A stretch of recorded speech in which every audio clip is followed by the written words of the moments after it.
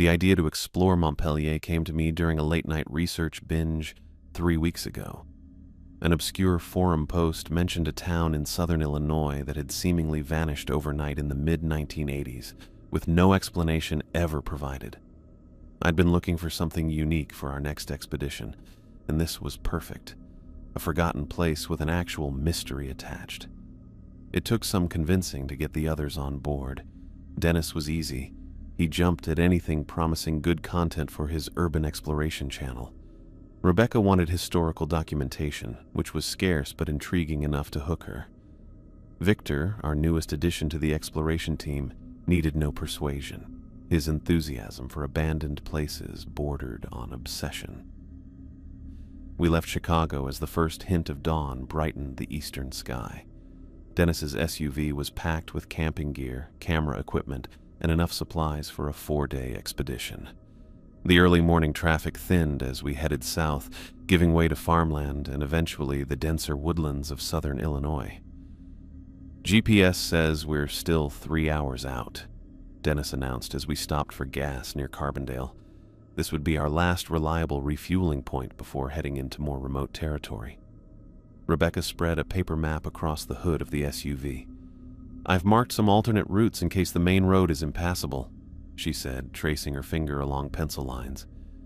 "From what I found in the archives, Montpellier was deliberately removed from state maps after 1985.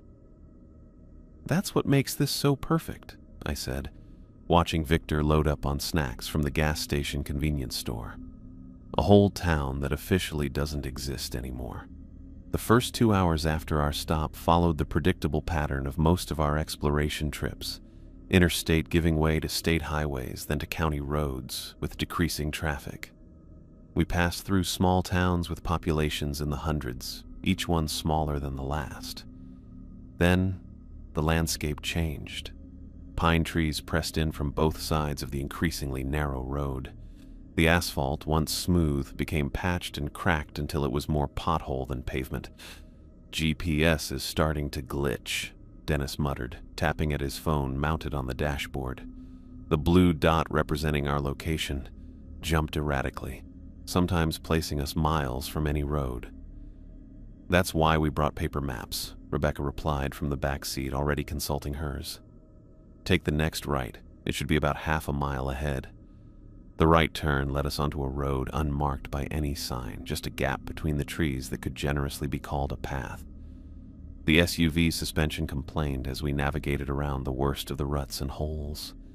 I noticed the first abandoned car about 20 minutes after we turned. A faded blue Chevrolet, probably from the early 2000s, partially hidden by encroaching vegetation about 15 feet from the roadside. Most people would have missed it, but spotting the forgotten and hidden was second nature to me after years of urban exploration. "Pull over," I told Dennis. He eased the SUV to the side of the dirt road. The abandoned Chevy was picked clean. No seats, no steering wheel, nothing left in the engine compartment. Vines were growing through the empty window frames and rust had spread across most of the body panels. "This is odd," I said, examining the area around the car. "No signs of an accident. It's like someone just parked it here and walked away." "Look at this," Victor called from several yards away. He pointed to something carved into a nearby tree trunk, a circular symbol with lines radiating outward like a stylized sun. "There's another one over there." He was right. The same symbol appeared on another tree about 20 feet distant, and when I looked more carefully, I could make out others carved into trees, creating a rough perimeter around the abandoned car. "Probably just kids messing around," Dennis said, already back in the SUV. "We're burning daylight." As we continued, I counted 3 more abandoned vehicles over the next hour, each picked clean like the others, with trees around them marked with similar weird symbols. Victor got quieter with each new one we found, his earlier excitement clearly fading. "You okay?" I asked, as we bumped along what had devolved into little more than a game trail. "Yeah," he replied, but his eyes stayed on the dense forest outside his window. "Just getting a weird feeling about this place." Rebecca continued documenting our journey, snapping photos of landmarks and noting our route on the paper map. Cell service disappeared about 40 minutes ago, she announced, checking her phone. We're officially off the grid. By mid-afternoon, even Dennis's GPS had given up, the screen showing no recognizable features, just a blank map with our position marker floating in digital nothingness. We were now navigating purely by Rebecca's paper map and my instinct for direction. The route narrowed further until branches scraped against both sides of the SUV simultaneously. Then we encountered the fallen tree, a massive pine lying across our path. "End of the road?" Dennis asked, stopping the vehicle. I got out to inspect the obstacle. "No, look," I said, pointing to the dirt around the tree trunk. "It's been moved. See these drag marks? Someone pulled it just far enough aside to let a vehicle through, then pushed it back." Sure enough, there was a narrow gap just wide enough for the SUV if we were careful. What struck me as odd was the precision of it. The tree hadn't been cut or broken by natural means. It appeared deliberately placed, then carefully adjusted to control access. "Someone doesn't want visitors," Rebecca noted as she helped me check the clearance. "Or they don't want people leaving," Victor added quietly. We managed to squeeze the SUV through the gap and continued our journey. The sunlight filtering through the tree branches had taken on the golden quality of late afternoon, and shadows lengthened across our path. According to Rebecca's calculations, Montpellier was still at least 2 hours away, which meant we'd be arriving close to sunset. "We might need to make camp before we reach town," I said, watching the light fade. "Exploring in the dark isn't ideal, especially somewhere this remote." Dennis nodded in agreement but kept driving, his knuckles white against the steering wheel. The forest grew thick on either side of us, making the path hard to see among all the greenery. Every mile took us deeper into the middle of nowhere, further from civilization and closer to a town that, officially at least, didn't exist anymore. The dirt path got wider as we went around a bend, and suddenly we could see the edge of Montpellier. It was getting dark, and the old buildings seemed to appear out of nowhere in front of us. "There it is," I said, relief mixing with anticipation in my voice. We'd made it just as the sun prepared to dip below the tree line. Dennis slowed the SUV to a crawl as we approached a faded welcome sign. I stepped out before we'd fully stopped, drawn to this first tangible evidence of the town's existence. The wooden sign had seen better days, its paint peeling and colors bleached by decades of exposure. "Welcome to Montpellier," a community with heart, remained barely legible beneath a coat of grime and weather damage. Population figures had once been painted below, but time had erased all but a ghost of the numbers. "Looks like we won't need to camp outside town after all," I called back to the others, who were gathering equipment from the vehicle. Dennis already had his camera out, filming our approach and the sign. "This is perfect," he said, pivoting to capture the view down Main Street. "It's like a movie set." He wasn't wrong. Main Street stretched before us in surreal preservation. Not pristine, but unnervingly intact for a place abandoned nearly 40 years ago. The golden light of sunset illuminated a perfectly arranged small-town tableau. "Look at the cars," Rebecca said, pointing toward several vehicles parked along the sidewalks. Ford Pintos, Oldsmobiles, and other distinctly late 70s and early 80s models sat in parking spaces, coated in decades of dust, but otherwise appearing as if their owners might return at any moment. No shattered windows, no obvious vandalism, just silent watchers waiting for drivers who never came back. I approached the nearest one, a burnt orange Oldsmobile Cutlass. Peering through the window revealed an interior where everything remained in place. Maps folded in the side pocket, a pack of cigarettes on the dashboard, keys still hanging from the ignition. "Why would people leave their cars?" Victor asked, running his fingers along the vehicle's hood, leaving trails in the dust. "And their keys?" "That's what we're here to find out," I replied, already moving toward the nearest storefront. The businesses along Main Street had all the usual small-town shops. A hardware store, pharmacy, diner, bank, and other local places, all looking like everyone just up and left one day. Price tags in the windows showed really old prices, A clothing store had mannequins dressed in styles clearly from the early 1980s. We split up for a bit to check out different stores. I tried the door of the hardware store and it was open with a bell ringing as I walked in. It smelled dusty with hints of old metal, but I could still pick up some of that leftover smell of oil and cut wood that you always find in those kinds of stores. "Guys, you need to see this," Rebecca called from down the street. She stood in the doorway of Miller's Grocery, waving us over. Inside the grocery store, fluorescent light fixtures hung dark above aisles of canned goods, boxed cereals, and household products, all arranged as if awaiting the next day's customers. A layer of dust covered everything, but otherwise the shelves looked recently stocked. No sign of rodents or significant deterioration beyond the inevitable passage of time. Rebecca held up a yellowed newspaper. The Montpellier Gazette, dated July 14th, 1984. She carefully unfolded it on the checkout counter, revealing the front page headline: "Unusual wildlife movements puzzle local rangers." We gathered around as she read portions aloud. Residents report unusual migrations of deer, foxes, and other wildlife away from the Shawnee National Forest region. Park Service unable to explain the sudden exodus. Local hunters describe the woods as unnaturally quiet. "The 14th must have been significant," I said, making mental notes for my journal later. "It gets weirder," Dennis said from outside. "Come look at the bank." The First National Bank of Montpellier was across the street, with brick walls that stood out next to all the wooden buildings around it. Above the entrance, an electronic sign switched between the time and temperature.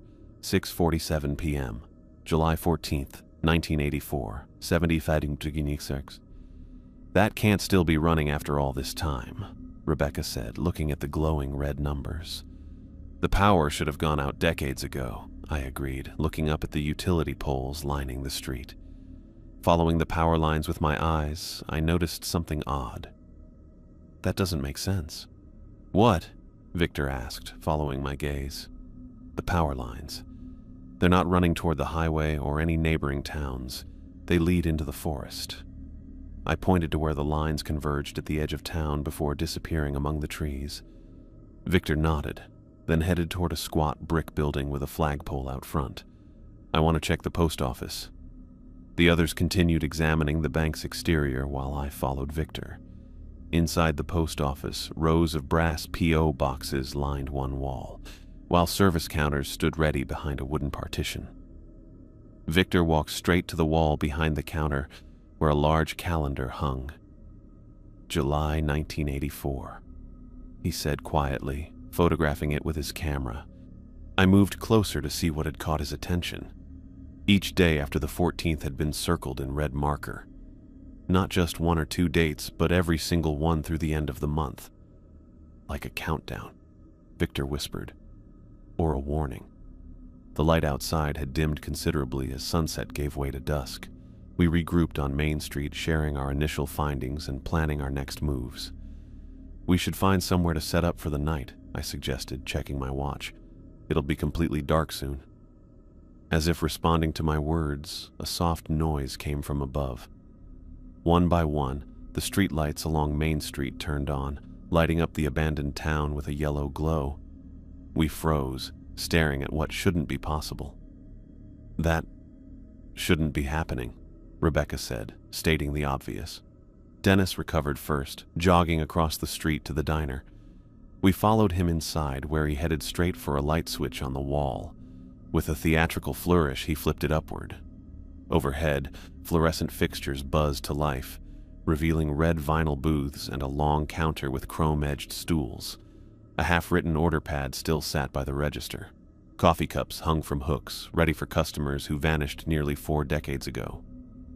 "The electricity works," Dennis said unnecessarily, flipping the switch off and on again to confirm. Somehow, this entire town still has power. The fluorescent lights buzzed overhead as Dennis flipped the switch on and off again in the diner. None of us spoke for several seconds, trying to process what we were seeing. An abandoned town shouldn't have working electricity after nearly 40 years. "We need to check the rest of the buildings," I said finally. "Split up and cover more ground before it gets completely dark." "Split up?" Rebecca asked, raising an eyebrow. "In the mysterious, abandoned town with inexplicable power?" "We'll work in pairs," I clarified, glancing around at our small group. "Rebecca, you're with me. We'll check the residential areas. Dennis, you and Victor take the school we passed on the way in." Dennis nodded, adjusting his camera strap. "The school might have records, maybe explain what happened here." "Meet back here in 2 hours," I said, checking my watch. "That gives us until sunset." We split up outside the diner, Dennis and Victor going north while Rebecca and I walked east toward what looked like a neighborhood. The streetlights were on every few feet, making the town seem less empty than it should have been. "How is this possible?" Rebecca asked quietly as we approached the first house. "The power grid should have failed decades ago without maintenance." "Maybe they had some kind of independent power source," I suggested, though I wasn't convinced by my own explanation. The first house on Maple Street was a single-story ranch with faded blue paint. The front door stood unlocked. Like everything else we'd encountered in Montpellier, I pushed it open, wincing at the creak of hinges that had gone unoiled for decades. Inside, a living room greeted us with furniture arranged around a television set that would now be considered vintage, a massive wood-paneled box with dials rather than buttons. Photo frames lined the mantel above a brick fireplace.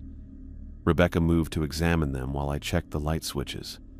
They worked, illuminating the room with warm, incandescent light. "This is the Sullivan family," Rebecca said, studying the photos. Based on their clothes and hairstyles, these were taken throughout the late 70s and early 80s. I joined her, looking at the pictures of a smiling family, mom, dad, 2 kids about 10 and 12 years old. They looked normal, happy, just a regular American family in a regular American town. We checked each room in order. The kitchen had dishes sitting in the drying rack and a coffee mug still half full on the counter. The refrigerator was making a soft noise, which shouldn't have been possible. Rebecca opened it and found old food in different stages of rot. "This shouldn't exist after 40 years, she muttered, carefully closing it again. She looked at the refrigerator door, where some papers were stuck with magnets. "Jordan, look at this," she said, pointing to a handwritten note among children's drawings and a grocery list. The note was written in hurried script. "Do not go outside after dark. Great danger in town. Keep doors locked, windows covered. Leave town immediately if possible. They are watching from the trees." "What the hell happened here?" I asked, taking a photo of the note with my phone. "We need to document everything," Rebecca said, already moving to check the remaining rooms.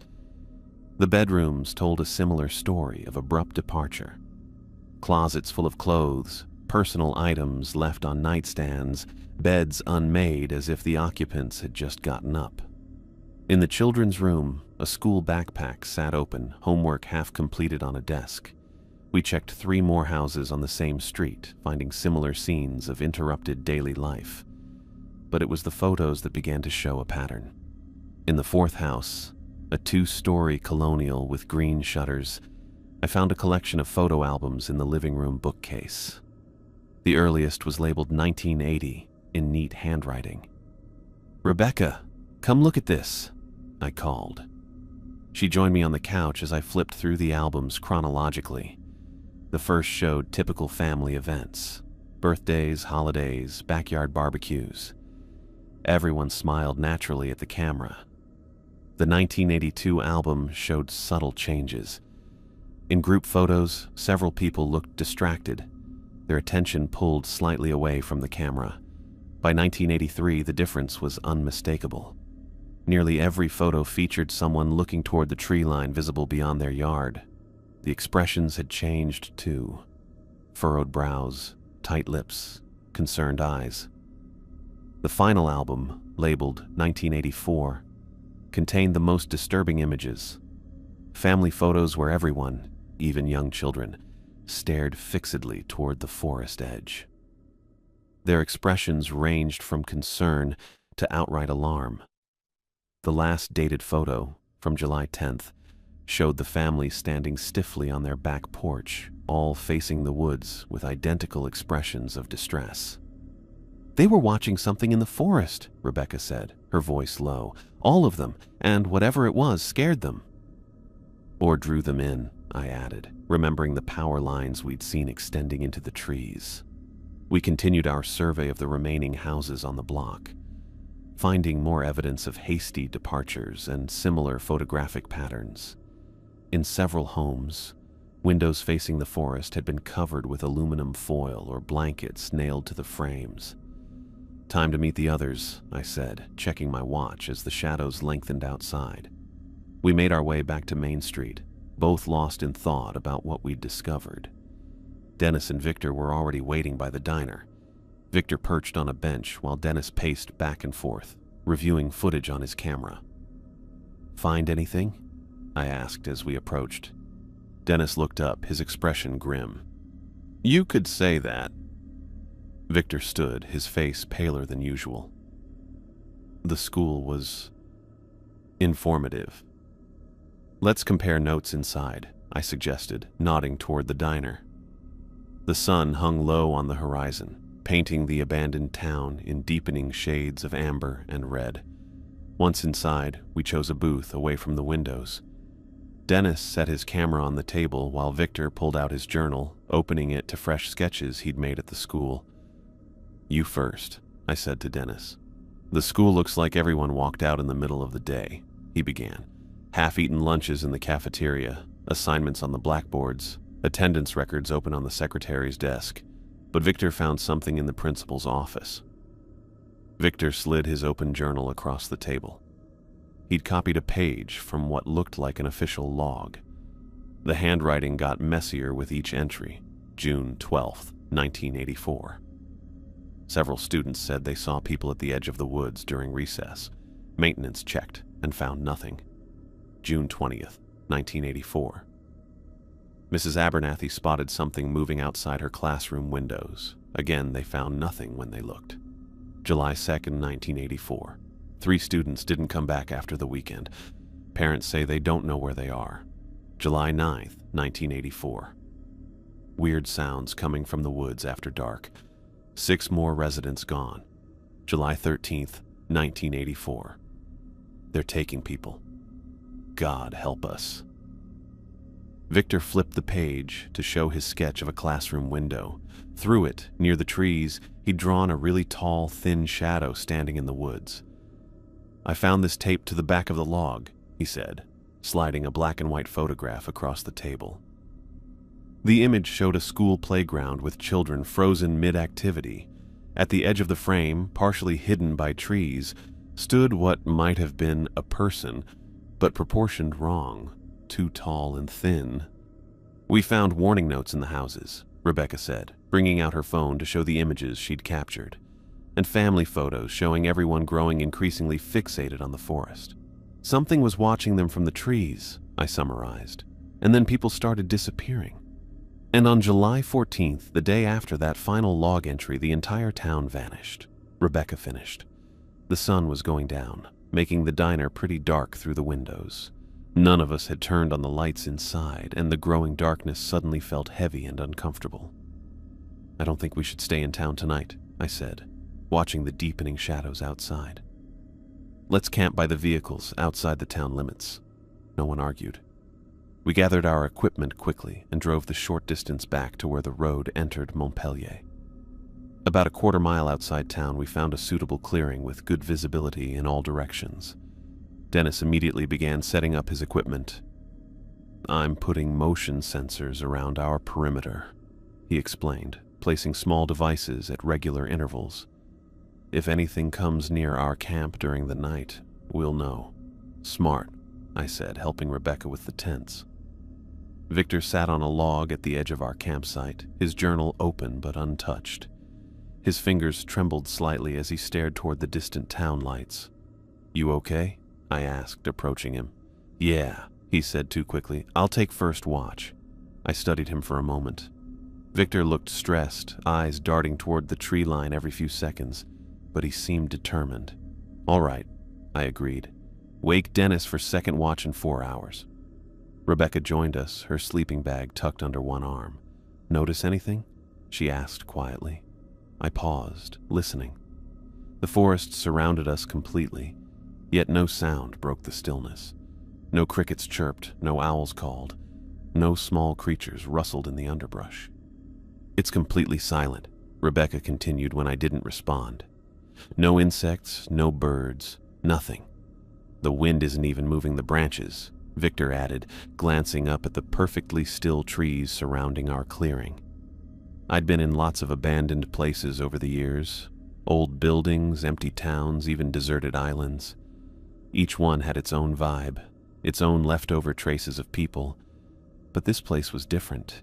It didn't just feel empty, but cut off, like it was in its own little bubble away from everything else. As it got completely dark, we all huddled around the small fire Dennis made. The flames lit up our faces in the still night. 4-hour watch rotations, I said, checking that everyone had their flashlights and emergency whistles. "Stay alert. Stay within sight of camp." The weird quiet surrounded us as we set up camp for the night. Our little spot with the fire was the only bright place in the super dark, still woods. The cold woke me first. Our fire had died down to embers, giving off a dull red glow that barely lit up the clearing. I blinked, confused, and checked my watch. Midnight. My shift wasn't for another hour, but something had woken me up. I propped myself up on one elbow and looked around the campsite. Dennis slept nearby, his breathing deep and regular. I could see Rebecca in the tent, her sleeping bag rising and falling steadily. But Victor's spot was empty. "Victor?" I whispered, not wanting to wake the others unnecessarily. No response came back through the unnatural stillness of the forest. I grabbed my flashlight and climbed out of my sleeping bag, stepping carefully past Dennis. The bitter cold cut through my clothes as I moved toward Victor's position at the edge of our camp. His journal lay open on the log where he'd been sitting, but no other sign remained of his presence. Clicking on my flashlight, I swept the beam in a wide arc around our perimeter. Nothing moved in the darkness. I directed the light downward and found what I was looking for: footprints in the soft dirt leading away from camp toward Montpellier. I hesitated, debating whether to wake the others, but Victor couldn't have gone far, and someone needed to stay with the equipment. I decided to follow the tracks alone, keeping my flashlight trained on the ground. The footprints continued in a straight line, showing no hesitation or deviation. Victor had walked with purpose, heading directly back to town. What had drawn him there in the middle of the night? The town appeared ahead, streetlights still burning with that impossible electricity.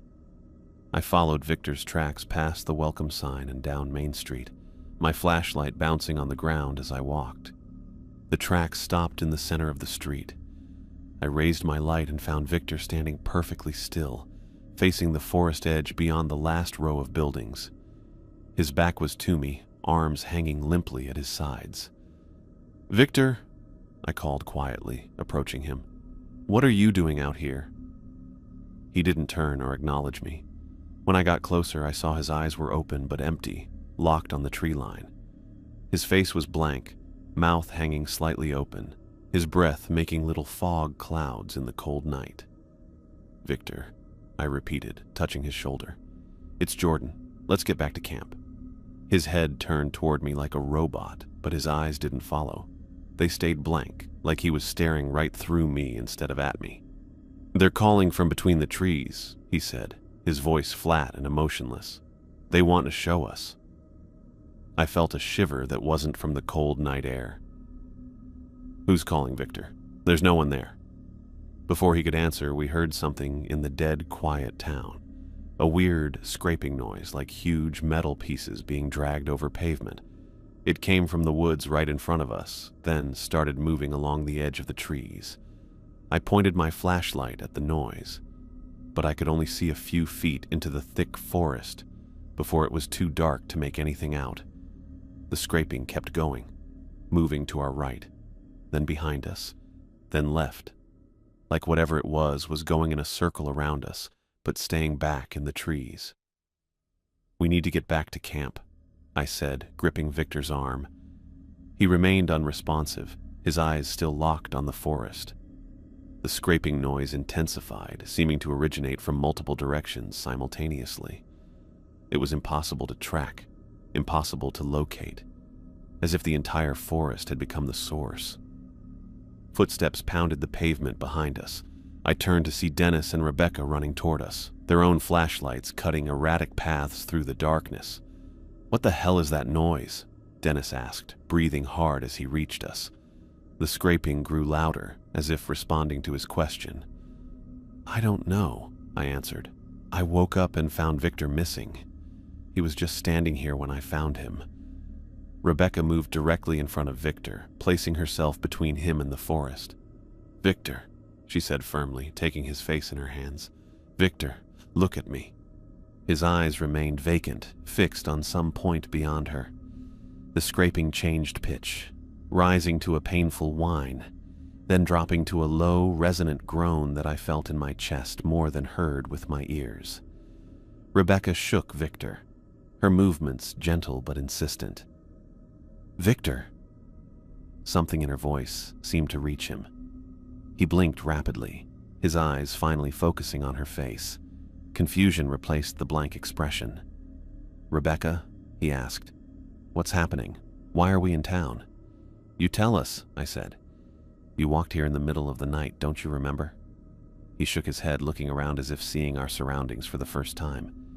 The scraping sound circled us again, closer now. "We need to go," Dennis said, his camera forgotten for once as he kept his flashlight trained on the forest edge. "Now."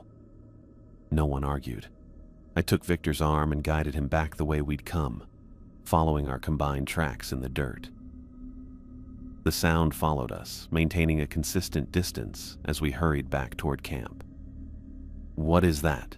Victor asked, his voice stronger now but tinged with fear. "We were hoping you knew," Rebecca said, keeping pace beside him.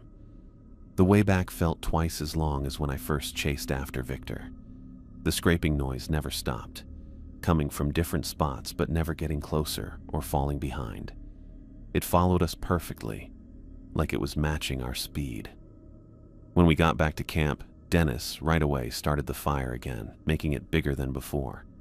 The bright flames pushed back the darkness but didn't do anything to stop the sound circling around us. "What do you remember, Victor?" I asked as we huddled near the fire. He rubbed his face with both hands. "Nothing about walking to town.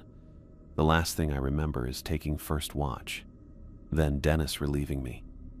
"I found you standing in the middle of Main Street," I explained. "You were staring at the forest. When I approached you, you said, 'They're calling from between the trees and they want to show us.'" Victor's eyes widened. "I said that?" His voice dropped to a whisper. I remember dreaming. There were figures in the trees, tall, thin, watching us. The scraping sound changed again, turning into a rhythm that almost sounded like talking. A weird metallic version of human voices, too far away to make out words, but definitely following the pattern of speech. "What are they saying?" Rebecca asked, her scientific skepticism momentarily abandoned as she stared into the darkness beyond our campfire. "I don't know," Victor answered. "In my dream, they promised to show me what really happened in Montpellier. They said they were there. They saw everything."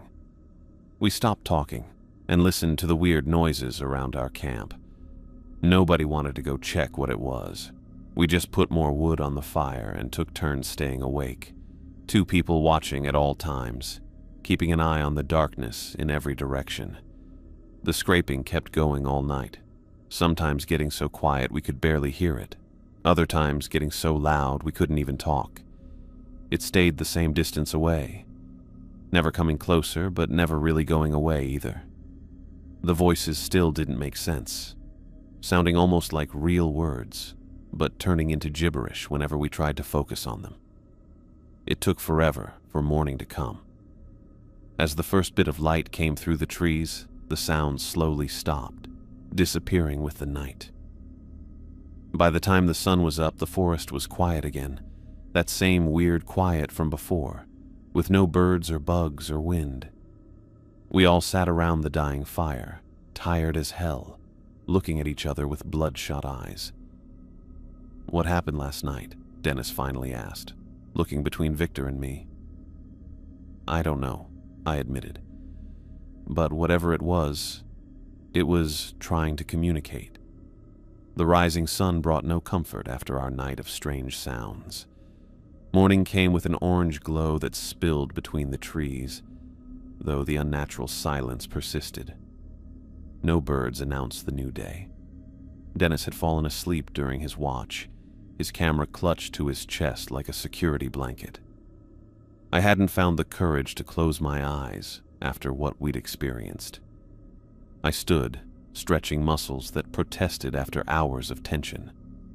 My breath clouded in the morning chill as I moved toward the tent to check on Victor and Rebecca.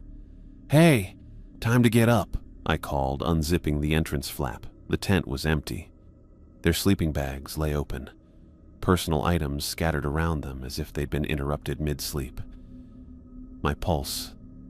I took a deep breath. "Dennis," I called out, keeping my voice steady. "They're gone." Dennis jerked awake, disoriented for a moment before climbing to his feet. "What do you mean gone?" "Not in the tent. Not anywhere I can see." He rubbed his eyes and looked around the clearing. "Maybe they went to use the bathroom?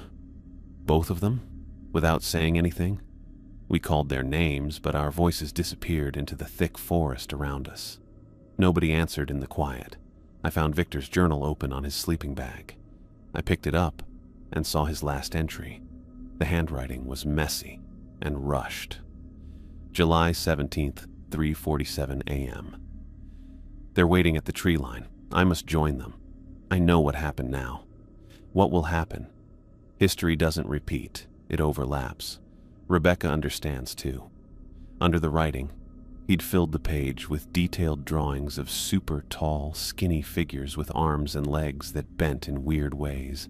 Their heads were blank ovals, their bodies basically just straight lines that somehow made you feel like they were watching and waiting. "Jordan?" Dennis called from the edge of camp, his voice tight. "You need to see this." I joined him at the perimeter where he kept his camera stuff. All his equipment was taken apart. The pieces were laid out in weird patterns on the ground, circles, triangles, and spirals that made no sense to me. "I didn't do this," Dennis said, kneeling beside what used to be his main camera. "Every screw, every circuit board, every lens element, separated and arranged. This would take hours and specialized tools. And knowledge of exactly how your equipment works," I added, noting how circuit boards formed the center of the largest spiral. We searched the immediate area, finding Victor and Rebecca's shoes lined up neatly at the edge of camp, 4 pairs pointing toward the forest like an invitation. "They left barefoot," I said, examining the ground. "There are tracks." 2 sets of footprints led from the tent into the woods, heading in the direction of Montpellier.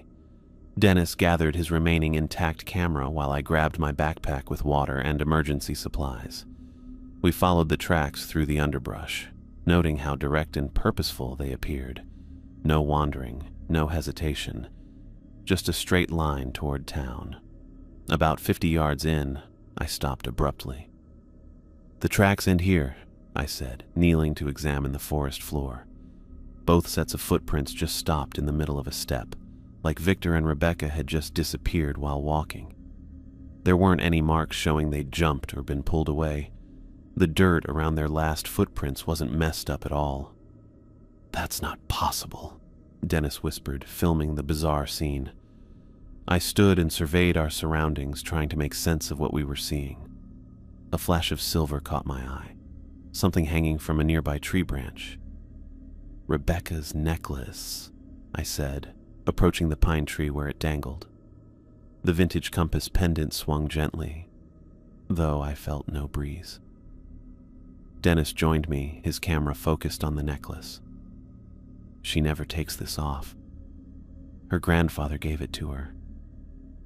As I reached for it, I spotted some markings cut into the tree bark right at eye level. The cuts looked new, circles inside each other with lines coming out from the middle and little triangles connected all around it. "It's the same as Victor's drawings," Dennis said, panning his camera between the carving and the open journal I still carried. I checked a bunch of trees nearby and saw the same kind of markings, some looking new while others seemed really old. They made a circle around where the footprints stopped. With nothing else to go on, we kept heading toward Montpellier, looking for any trace of our friends. The town came into view ahead, with morning sunlight hitting it, but it still looked empty. Main Street seemed normal, but also kind of off. The orange Oldsmobile Cutlass we'd checked out yesterday wasn't where we left it. Now it was parked crooked in front of the pharmacy instead of the hardware store. The stuff in the store windows was arranged differently than I remembered. "Something's different," I said, pausing outside Miller's grocery. Dennis nodded, filming the storefront. "The mannequins in the clothing store, they've changed position." He was right. The day before, they'd stood in a row facing the window. Now they formed a semicircle, all facing the back of the store as if watching something we couldn't see. We entered the grocery store, finding shelves that had been reorganized since our last visit. Canned goods now formed perfect pyramids in the center aisle. The yellowed newspaper Rebecca had shown us was gone from the counter. "New markings," Dennis said, pointing to the wall behind the register. The same symbols from Victor's journal and the forest trees had been drawn across the plaster in what looked like charcoal. Beneath them, a message in unfamiliar handwriting. "Time folds here." We spent the next 6 hours conducting a methodical search of Montpellier, checking every building for signs of Victor and Rebecca. The changes continued throughout town. Furniture rearranged in houses, vehicles repositioned, new symbols appearing on walls and sidewalks. In the school, every desk in every classroom had been turned to face the windows overlooking the forest. The principal's office, where Victor had found the logbook, was now completely empty. No desk, no chair, no records. "This makes no sense," I said as we exited the school building. "It's like the entire town has been redecorated overnight." Dennis checked his camera battery, which had drained faster than normal despite being fully charged that morning. "We need to consider leaving and getting help." "And tell them what? That our friends vanished in a town that doesn't officially exist? We're the only ones who can find them." The sun hung low by the time we returned to the diner on Main Street, our search having yielded nothing but more questions. Dennis set his camera on a table and slumped into a booth. "I'll check the back," I said, pushing through the swinging door into the kitchen. Industrial appliances gleamed in the dim light, stoves, refrigerators, preparation tables. Everything spotless despite decades of supposed abandonment. On the order counter, a single piece of paper caught my attention. A note written in Rebecca's distinctive handwriting. "We're seeing what happened. Don't follow unless they invite you to." I stared at the message, trying to understand what it meant. The handwriting was unmistakably Rebecca's, her characteristic looping G, and the way she crossed her T's with a slight upward flick. But the message itself made little sense.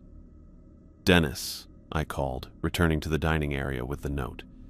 He examined it, comparing it to previous notes Rebecca had made in her research journal. "It's definitely hers," he confirmed. "What does she mean by seeing what happened? And who are they?" I added, looking toward the windows where darkness had begun to gather outside. The streetlights flickered on, casting yellow pools of light along the empty sidewalks. "The figures in the forest," Dennis suggested. "The ones that made those sounds last night. The ones Victor drew." I looked at the journal, still open to Victor's last drawings. The weird, stretched-out figures on the page seemed to be looking at us, their blank faces tipped to the side. "We need to decide what to do," I said, checking my watch. "Keep searching or go for help." Dennis gathered his equipment with a grim expression. "It'll be dark soon. If we're staying, we should set up camp somewhere defensible, not back in the forest." I nodded, folding Rebecca's note carefully into my pocket. The bank.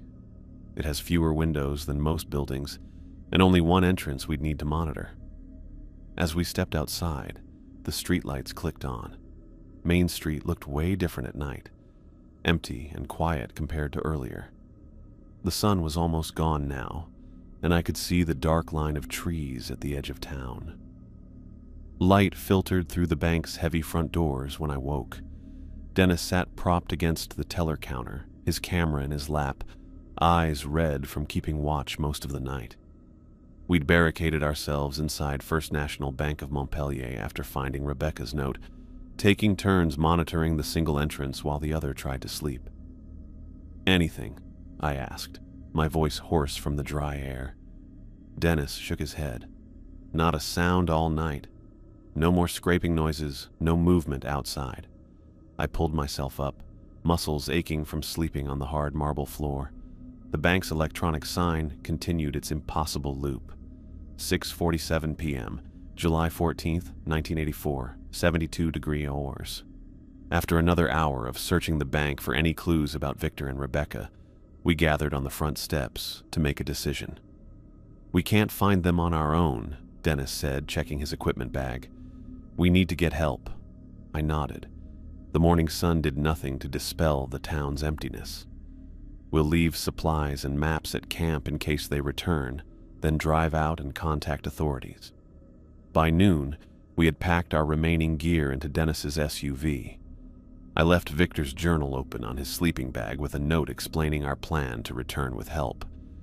The camp looked untouched since morning. No footprints, no sign anyone had visited during our absence. "Ready?" Dennis asked, sliding behind the wheel. I took one last look at Montpellier through the rear window as we pulled away. The town receded into the distance, its neat rows of buildings and impossible electricity becoming smaller until trees blocked my view entirely. "This doesn't make sense," Dennis muttered after 15 minutes of driving. I turned my attention to the road ahead and immediately understood his confusion. The path we followed bore little resemblance to the narrow, overgrown track we'd struggled along 3 days earlier. The dirt road had widened considerably, its surface graded and mostly free of the potholes that had challenged Dennis's suspension on the way in. "Are we going the wrong way?" I asked, pulling out Rebecca's maps. Dennis shook his head. "There is no wrong way. There was only one road into town." Yet evidence contradicted memory. No fallen tree blocked our path. No abandoned vehicles waited half-hidden by vegetation. The dense forest that had pressed against the road now stood at a respectful distance, creating a wide buffer of open ground on either side. "Try calling for help," I suggested as we reached an actual paved road, one that hadn't existed during our journey in. Dennis pulled over and took out his phone. "Full bars," he said, surprise evident in his voice. He dialed 911 and put the call on speaker. The connection tone sounded normal, but no operator answered. After 30 seconds, the call ended itself. Dennis tried again with the same result. He tried the local sheriff's department with number we'd researched before the trip. The phone connected, rang twice, then emitted a high-pitched tone before disconnecting. "Let me try," I said, taking out my own phone. Full signal strength showed on my screen, but calls to emergency services, local authorities, and even my parents all failed to connect. "Keep driving," I suggested. "Maybe reception will improve further out." As we continued, I noticed something moving among the trees to our right. At first glance, I thought it was a deer keeping pace with our vehicle. But as I looked harder, I realized it was something else completely. Some kind of figure walking through the forest right beside us. It moved way too smoothly, keeping up perfectly with our 35-mile-per-hour speed. What hit me first was how tall it was. At least 9 feet, with limbs that were way too long and skinny to be human. Its body was super tall and thin, and it wobbled a bit with each step. "Dennis," I said quietly, "don't react suddenly, but look to your right through the trees." His eyes flicked to the passenger side mirror, then widened. Without a word, he reached for his camera in the back seat and handed it to me. "Film it," he said, his voice steady despite the tension in his grip on the steering wheel. I turned the camera on and zoomed in on the figure. Looking through the camera, I saw more details. The creature had a smooth oval head with no face, no eyes or mouth, just a blank pale surface. Its arms were super long, almost touching the ground, and they swung back and forth in the same steady way as it kept up with us. "There's another one," Dennis said, nodding toward the left side of the road. He was right. A second figure moved through the trees on the opposite side, matching our speed exactly. As I panned the camera between them, more figures appeared deeper in the forest. 5, then 8, then too many to count easily. They moved in perfect unison, never approaching the road but maintaining their parallel course. "Drive faster," I suggested. Dennis pressed the accelerator, bringing us to 50 miles per hour. The figures accelerated too, their impossibly long legs covering ground with fluid strides that defied human locomotion.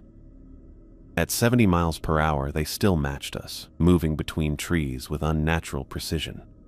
The dashboard clock, which had read 12:17 when we left camp, now displayed 88:74. The GPS screen flickered between locations, showing coordinates that jumped hundreds of miles with each refresh.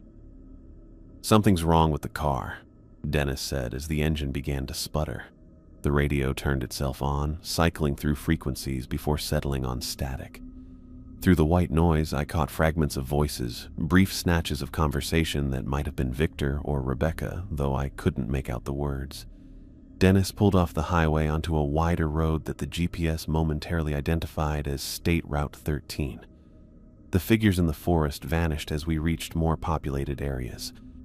"There should be a gas station up ahead in Marion," Dennis said, consulting a road sign. The Easy Stop gas station appeared run down but operational. Dennis parked near the pump while I went inside to speak with the attendant, an older man with thinning gray hair and deep creases around his eyes. "Excuse me," I said, approaching the counter. "We're trying to get back to Marion from Montpelier. Can you point us in the right direction?" The man's bushy eyebrows drew together. "Montpelier? Ain't no town by that name around here." "It's south of here," I explained, "about 40 miles into the Shawnee National Forest. Son, I've lived in this county my whole life. There's never been a town called Montpelier anywhere in southern Illinois." I kept my expression neutral despite my racing thoughts. "Do you have a local map?" He pulled a folded map from under the counter and spread it across the surface. "Here's Marion," he said, pointing to our location. His finger traced south. "There's Carbondale, Vienna, and down here's the National Forest. No Montpelier." I studied the map, feeling increasingly worried. The exact location where Montpelier should have been showed nothing but uninterrupted forest. No roads led to the town, not even the one we'd just driven on. "Mind if I buy this?" I asked, reaching for my wallet. "Sure thing. $3. I returned to the SUV where Dennis had finished refueling. "What did he say?" he asked as I climbed in. "He claims Montpelier doesn't exist, never has." I unfolded the new map on my lap. "And according to this, he's right." Dennis pulled out his camera. "Let's check the footage. We know what we saw." We parked in a corner of the lot and rewound the footage to review. The camera's screen showed the forested road we'd traveled, but where the figures should have been, there was nothing but trees. The recording broke into static every few seconds, occasionally clearing to show a single frame of symbols identical to those from Victor's journal. "This isn't what I filmed," I insisted. "I saw them clearly through the viewfinder." Dennis took the camera from my hands, rewinding further to footage from the town itself. The screen displayed only static, no buildings, no streets, no abandoned vehicles. Brief flashes between the noise revealed fragments of forest and symbols carved into trees. "Our evidence," Dennis whispered. "It's disappearing." I pulled out my phone to check the photos I'd taken in Montpelier. Each image had corrupted into unrecognizable blocks of pixels or transformed into close-up shots of forest ground with no context. We sat in silence, the implications washing over us. Finally, Dennis started the engine. "We're going back," he said. I nodded, knowing we had no other choice. We couldn't leave Victor and Rebecca in a place that apparently didn't exist. As we merged back onto the highway heading south, I noticed Dennis checking his rearview mirror more frequently than necessary. "What is it?" I asked. "Nothing," he said too quickly. "Just making sure we're on the right road." But I knew he was looking for something else, those weird, skinny things that followed us out. I turned to check the back window and saw something move far behind us on the highway. Something standing in the middle of the road that looked way too tall and skinny to be a person. 3 days passed in a blur after our failed attempt to leave Montpellier. We had turned back, searching for Victor and Rebecca for another full day before finally accepting we couldn't find them without help. The return journey to Chicago remained largely unspoken between Dennis and me. Neither of us comfortable discussing the tall figures that lined our path out of the forest, visible in flashes between the trees but vanishing whenever we slowed or stopped. I sat at Dennis's cluttered dining table in his Chicago apartment, surrounded by camera equipment, laptops, and printouts of our dwindling evidence. Outside, rain tapped against the windows as evening settled over the city. The normalcy of traffic sounds and distant sirens felt surreal after the unnatural silence of Montpellier. "I found something," Dennis said, his voice hoarse from hours of analyzing footage. He hadn't slept much since our return. Dark circles shadowed his eyes as he turned his laptop toward me.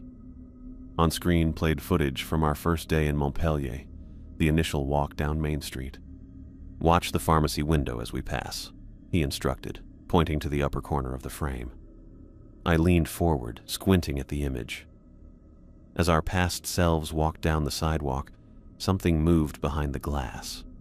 A long, skinny shape that seemed to follow us. It looked just like the things we'd seen in the forest, super tall and thin, with that weird oval head.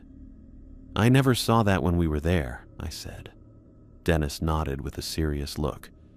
"They're in most of the footage. Watch." He cycled through clips. The hardware store had a figure standing completely still in the back room. The diner showed one reflected in the chrome countertop. The school hallway showed part of someone disappearing around a corner. They'd been there the whole time we were looking around, watching us while staying just out of plain sight. "There's more," Dennis said, opening another file. "This is from our first night at camp." The night vision footage showed our tents from several yards away. The timestamp read 2:17 a.m. Victor emerged from his tent, eyes open but vacant. He walked to the edge of camp and stood facing the forest for nearly 10 minutes before returning to his sleeping bag. "This happened every night," Dennis continued, showing similar clips from our subsequent evenings. "Always around the same time, always the same behavior. The night he disappeared, the camera caught this." The final clip showed Victor rising at 2:14 a.m. This time, Rebecca stirred and followed him. They both stood at the forest edge, Victor in his same trance-like state while Rebecca appeared fully awake. She whispered something toward the trees, though the audio didn't capture her words. After several minutes, they returned to the tent. Then at 3:47 they both left. "That's when I fell asleep during my watch," Dennis said, his voice tight with guilt. "The camera caught their departure, but..." He played the last clip. Victor and Rebecca exited the tent together, walking purposefully toward the tree line. As they reached the edge of the camera's view, several tall figures stepped partially into frame, their elongated limbs moving with that same fluid grace we'd witnessed during our escape attempt. Rebecca reached toward them, and the footage dissolved into static. "I've tried everything to recover what happens next," Dennis said. "Nothing works." I pushed away from the table, needing space to process what I'd seen. The apartment suddenly felt too small, too confined. My coat still hung by the door where I'd dropped it upon arrival, expedition notes spilling from the pockets. "What about the historical research?" I asked, gathering the scattered papers.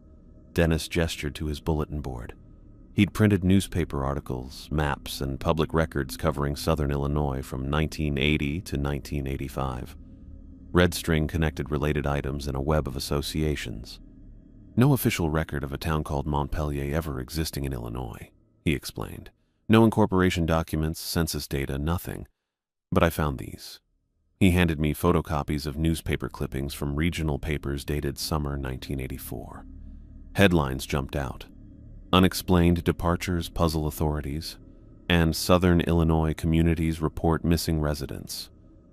The articles described multiple small towns in the Shawnee National Forest region experiencing unusual population declines over a 3-month period. Local authorities attributed the departures to economic factors, but witnesses reported neighbors leaving without taking possessions or notifying anyone. One article quoted a forest ranger. "It's like they just walked into the woods and never came back. No vehicles missing, no packing up houses, just gone." I spread the articles across the table, connecting events across the timeline. So maybe Montpelier wasn't the only place this happened. And maybe Montpelier was removed from records afterward, Dennis added. Expunged completely. He returned to his computer, opening an audio analysis program. I isolated the scraping sounds from that night at camp. Listen to this. The same metallic scraping we'd heard before filled the apartment, that harsh, grinding noise that had surrounded us in the forest. Dennis adjusted some settings, and the sound played in reverse at reduced speed. Through the distortion, a voice came through. Victor's voice, though strained and weird. "They exist between moments," Victor's voice said through layers of electronic manipulation. "They collect those who see them. The town is bait. The town is always waiting." My stomach tightened hearing his voice. When did he record this? We never heard him say these things. "He didn't," Dennis said. "Not to us. But somehow his voice is embedded in those sounds. And there's more. Rebecca, too." He played another segment. Rebecca's voice, distant but recognizable. "There are gaps in time where they live, moments between seconds. They've been watching us since we arrived." As Dennis worked to extract more audio, his equipment began malfunctioning. The screen flickered and the audio playback distorted. The image on his monitor fragmented, pixels rearranging into patterns I recognized from Victor's journal. Concentric circles with radiating lines. "What's happening?" I asked, moving closer. "I don't know. Everything's corrupting." Dennis typed frantically, trying to save files as they degraded before our eyes. On the second laptop, photo files began disappearing from our trip folders. Thumbnail images blinking out one by one. Video clips rendered into static, then transformed into brief flashes of symbols before vanishing completely. The map on Dennis's wall changed as we watched. The marker indicating Montpelier's location moved several miles east, landing in empty forest according to the topographic overlay. Then it moved again and again, as if the town itself was migrating across the landscape. "We're losing everything," Dennis said, his voice breaking as he fought to preserve what little evidence remained. My phone buzzed on the table. When I looked at the screen, there wasn't a notification. Instead, a text document had opened by itself, with words showing up letter by letter like someone was typing from somewhere else. "They notice when you notice them. They take what knows them." The text vanished before I could show Dennis. My photo gallery opened on its own, scrolling through my pictures from Montpelier that turned into messed up blocks of color before deleting themselves. Dennis's speakers made a crackling sound with one last bit of audio, Rebecca's voice, sounding clear and calm despite everything. "They've always been here. We just weren't supposed to notice." The electronics in the apartment died simultaneously. Laptops, phones, cameras, everything went black. The power remained on, but every device connected to our investigation had shut down. We sat in stunned silence for several minutes. When the equipment eventually rebooted, every file related to Montpelier had vanished. The map on the wall showed intact forest where we knew a town had stood. Victor's journal pages, which I'd photographed before leaving his journal behind, now showed nothing but blank paper. Dennis broke the silence first. "Do you understand what happened to them now?" I nodded slowly, the truth settling into me with cold certainty. Victor and Rebecca hadn't been taken against their will. They'd seen something we missed, understood something we couldn't grasp. They'd gone willingly into whatever existed in the gaps between normal perception. "They're still in Montpellier," I said, "but maybe they're experiencing it as it actually was, not abandoned." But at the moment, everything changed. July 14th, 1984, Dennis whispered. The date on the bank sign. Outside, rain continued falling on a city that had never heard of Montpellier. Inside, we sat surrounded by the hollow space where our evidence had been, trying to decide if we should attempt to forget what we'd seen or return to the forest to find our friends. The decision, I suspected, had already been made for us. The tall figures had let us leave because we hadn't truly seen them, not the way Victor and Rebecca had. But now we knew to look for them, hiding in reflections, standing in doorways, watching from between trees. They notice when you notice them. I realized, with quiet certainty, that we would return to Montpellier.